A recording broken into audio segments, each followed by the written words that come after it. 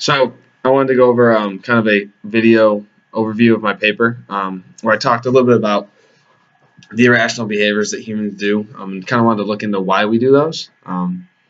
Obviously, we don't knowingly do these, so it's kind of tough to look directly at all the irrational behaviors and kind of figure out how to stop it.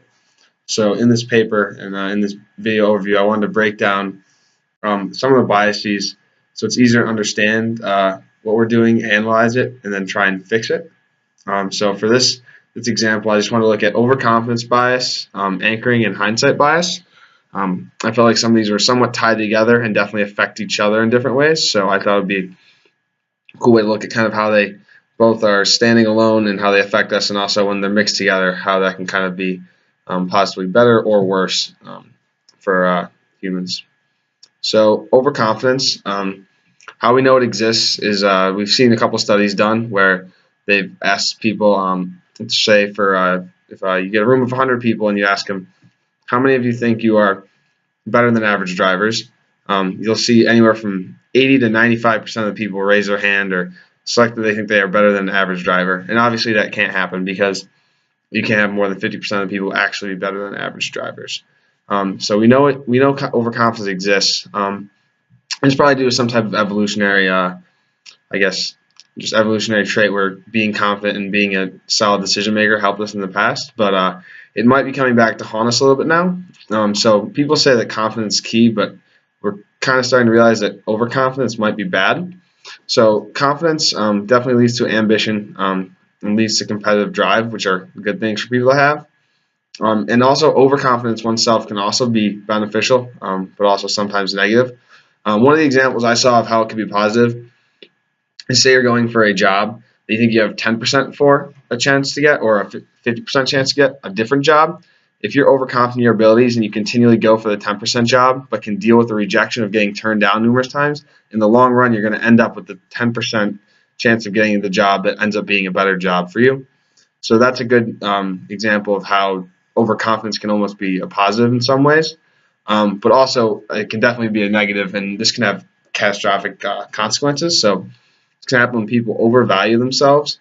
This can lead to strikes or lockouts by companies, where the union or the company that's negotiating thinks that they're bringing more to the table than they really are, and they're unable to settle on something, so they end up taking measures to extremes, leading to bad efficiencies with strikes or a lockout. And also, we've seen this lead to wars in some cases, where people overvalue what their country is worth or what they own, and then they also overvalue their ability to win the war in the long run, and it leads to obviously catastrophic events such as a war. And in the market and related to finance, this overconfidence can be linked to different market bubbles and crashes in the past. So overconfidence does have some positives, but also some can be catastrophic negatives. The next one I wanted to look at was anchoring. So we know anchoring exists because we've done both qualitative and quantitative studies using numbers and just qualitative descriptions of stuff to show that when people are shown something, it affects the way they go on doing decisions. So if you show someone a large number and then ask them to guess how long the Nile River is, versus showing someone a small number and asking them how long the Nile River is, the smaller numbers are going to guess a shorter distance for the Nile, and the people who are showed the larger numbers are going to guess a longer distance for the Nile. And this doesn't really make any sense because everyone should have generally the same idea of how long the Nile River is, but because you were showed these numbers, it's anchored in your brain and kind of sticks with you more and affects the decisions you make. But it's not only that that quantitative, that number side of it. There's also a qualitative side of this too, which makes it even more interesting. So if you were looking at a house that costs $800,000 or a house that was listed at $799,800, you're generally going to sell the one that's a more specific price at higher, because it makes people think that you've done your research and the house is more accurately priced than the $800,000 one, which seems just like a big number that was thrown around. So it's not only just this number quantitative thing, it's also the qualitative and kind of reasoning people might have behind where the numbers come from. Finally, I want to look at hindsight as well. I think the best example of this is the Super Bowl of 2015, Super Bowl 49 between the Seahawks and Patriots. On pretty much on the goal line. So the Patriots or the Seahawks were about to score a touchdown to win the game, and they decided to throw the ball instead of run it in, which some people consider a safer option. And they ended up throwing an interception and losing the game because of that. A lot of people, what they call Monday morning quarterbacks, people who look back and say, oh, you should have done this and this and this. And this is exactly what hindsight is. It's where people look at something that's happened in the past and analyze and judge it and think they may have been right or they knew what the right decision to make was in the past, but doing it from already knowing the outcome of the event. So one way that this kind of can affect money managers is people often shift money around if, say, some money manager doesn't anticipate an event in the market and they end up losing money. A lot of people will be like, well, you should have known this, you're a money manager, you're the professional. But in reality, these people only have this information and may have gotten off not being affected by the event, but they don't really have the total tools to, I guess, discredit this money manager. But in hindsight, they can look back and say you should have known that, and that can lead to them losing clients or losing jobs in general, which is not good. So I also want to look at seeing some cases how these two can be related to each other. So the first one I wanted to look at was hindsight bias and overconfidence. So when an investor is successful, let's say for an unexpected reason, so say they invested in a company and it does well for a reason they didn't expect. They change kind of the narrative behind to what their memories to fit that they knew that this was going to happen in the long run, even though they really didn't. And this leads to them being more overconfident in themselves and ultimately taking on more risk, which is bad for them and their clients where they shouldn't be doing that. So when those two combine like that, you can see some really bad outcomes.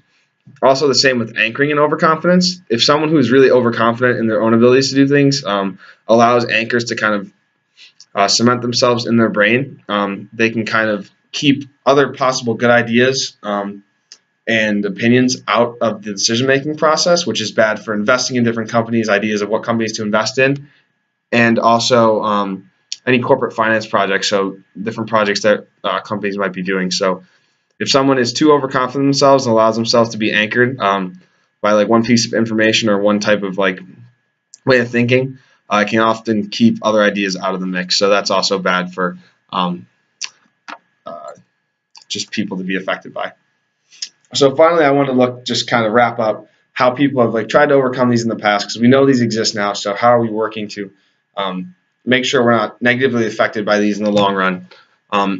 And so first off, I want to check out overconfidence. And this is probably the hardest because you don't know which times you necessarily want to be overconfident. Because we've seen in the past, there are times where it's benefited people, but also there's times when it's been negative and had negative effects. So this one just comes with experience. You have to figure out what your capabilities are and be overconfident or confident in what you can do, but don't become too hostile or overconfident in things that are too much of a stretch outside of your capabilities. And I guess that just comes with experience. There's no real concrete way to really overcome the overconfidence bias.